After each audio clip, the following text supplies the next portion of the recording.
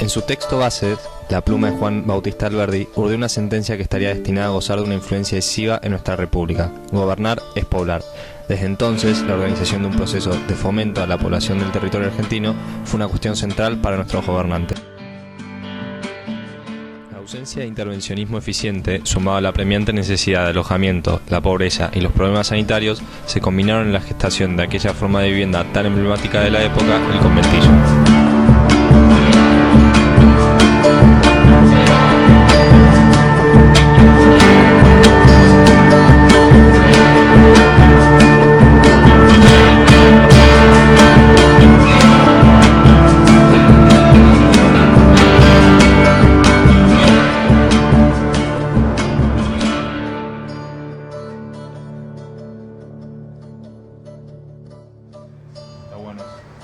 Vos lo que tenés que decirle al que te habla de esa forma, que se tome el subte, venga el 2014, porque cambió la sociedad.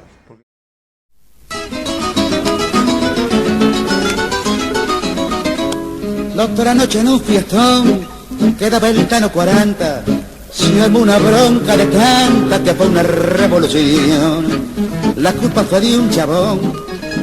Fueron construidos por especuladores urbanos en base a una máxima explotación del lote, disponiendo una serie de habitaciones de aproximadamente 4x4 para una familia en cada una de ellas, alrededor de un espacio abierto, central y común, el patio del conventillo. Estaba el pardo José, que le dijo: oiga grandota, no se me haga la marmota y no me pise los pies.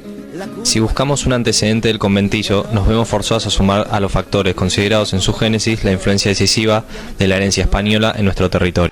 En efecto, los antecedentes más directos de estas viviendas los encontramos en los denominados corrales de vecinos sevillanos, que constaban con habitaciones alrededor de un patio dispuestas en más de un nivel, que en una versión local no tan estructurada fueron los cuartos para la renta de la época del virreinato del Río de la Plata. Las viviendas corral son el legado de la pobreza asociado a la inmigración en el ámbito urbano. La segunda revolución industrial motivó una fuerte inmigración hacia las grandes ciudades en el siglo XIX. Las mismas no se encontraban en condiciones de absorber semejante flujo inmigratorio. El escenario será el de la superpoblación, la insuficiencia de los servicios básicos y la seguridad, fomentado por la ausencia de normativa urbanística estatal. Este contexto es el que para 1850 dará luz a las corralas. Trata de edificaciones de dimensión acotada con un zaguán de entrada.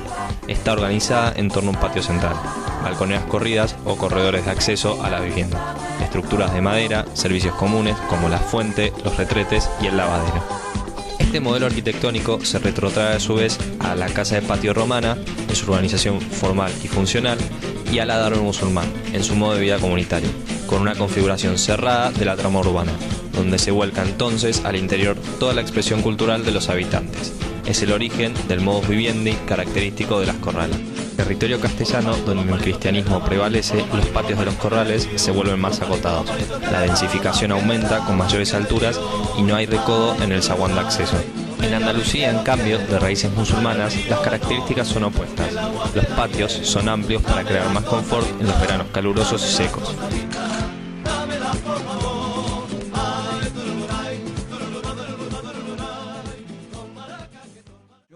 Ignoro cuál es la experiencia que tiene el andaluz, ignoro cuál es la experiencia que tienen los de Quito, la que tienen los cubanos, la que tienen los chilenos, la que tienen los ignoro, porque medianamente son casas así, como esta, medianamente, pero ignoro. Yo no sé si la participación estatal fue mucho más firme que en la nuestra, ¿no? Los responsables de este protocolo en algunos países han participado mucho más directamente para preservar el área internacional, de que no le quiten la colaboración. A nosotros, que Dios los proteja. Pero yo ignoro cómo fue en España, tampoco lo voy a pintar de que fue todo lindo, pero lo ignoro. Ahora, si eso es cierto o no es cierto, yo lo ignoro. Si los españoles tienen una mejor convivencia que nosotros, no lo sé.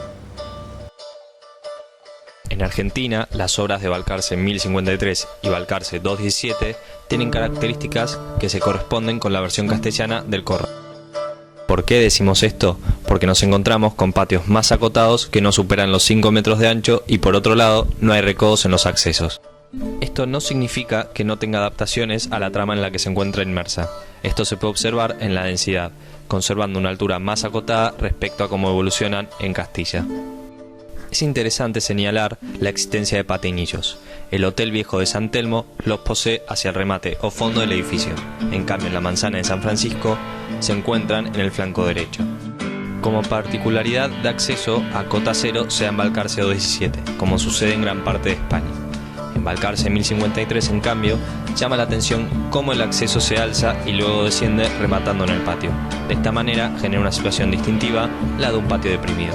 La circulación es con corredores a nivel horizontal y verticalmente es por medio de escaleras que cada hora cuenta con una concepción distinta.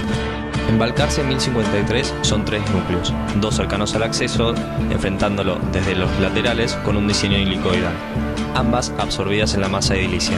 En el remate del patio hallamos la tercera escalera, en este caso de recorrido horizontal exento del conjunto.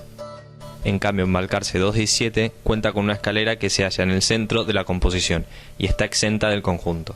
De esta manera, la lectura de los corredores es más clara. Constructivamente, los viejos corrales sevillanos y casas de corredor de Madrid se basan generalmente en relleno de viguetas con yeso como aglomerante de diversos materiales, cuyo objeto es el alivianamiento del forjado o losa.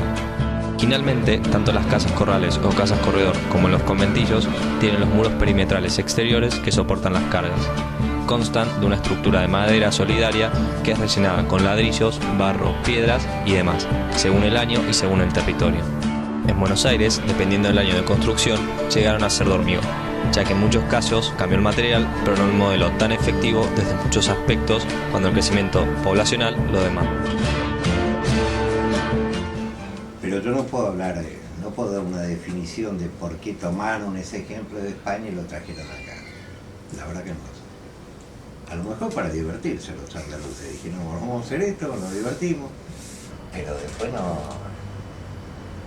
pongas en un lugar cerrado como este los propios vecinos, porque no se puede hacer. La música, todo trapo, yo voy a laburar, vos si no trabajás es tu problema, pero mi problema tengo que ir a trabajar y yo tengo que ir descansado. No, fue traumático, fue bastante complicado. Que eso lleva, insisto, con promoción social, con las asistentes sociales, porque eso lleva... En nuestro documental dimos cuenta de las raíces primigenias del conventillo. En base a nuestra investigación descubrimos en un principio cómo se reproduce una respuesta similar a la génesis de la vivienda corral. Las similitudes tipológicas y constructivas que encontramos entre la corrala y el conventillo se explican por la herencia española en nuestro país, pero también porque el conventillo viene a responder a una problemática similar a la de la corrala. La del inmigrante sumido en la pobreza, que se encuentra con un ambiente urbano hostil, pobre, superpoblado, donde campea la ausencia de iniciativa estatal. Se vuelca entonces a una edificación comunal, donde se genera un espacio semiprivado a modo de plaza. Allí la gente comparte costumbres, celebraciones y allí se implanta en la cultura local en un proceso de hibridación. La herencia significativa de los conventillos, así como de las corralas, está en el patio, el espacio público donde todo se mezclaba. Se utilizaba ese espacio como intercambio tanto cultural como económico. Todo sucedía allí, y en ese microclima se protegía, se contenían de las distintas adversidades de la época. En esto tampoco difiere de las corrales. Las similitudes son también en síntesis, sociales, culturales y de usos.